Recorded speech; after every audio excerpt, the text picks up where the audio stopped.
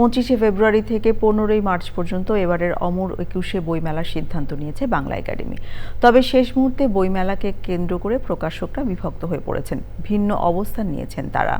কেউ বলছেন প্যাভিলিয়ন থাকবে, কেউ বলছেন প্যাভিলিয়ন ছাড়া শুধু সাধারণ স্টল বরাদ্দ দিতে হবে। আরও জানাচ্ছেন মিথিলা নাজনীন।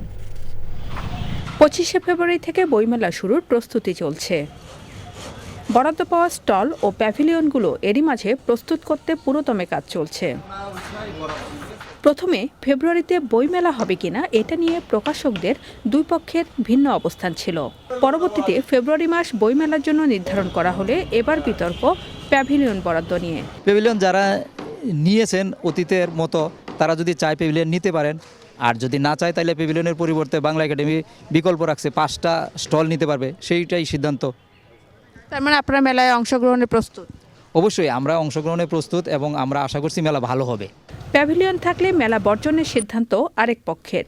320টি প্রকাশকের দাবির প্রেক্ষিতে আমরা বলেছিলাম যে স্টল সব ইউনিট আকারে হবে, প্যাভিলিয়ন থাকবে না।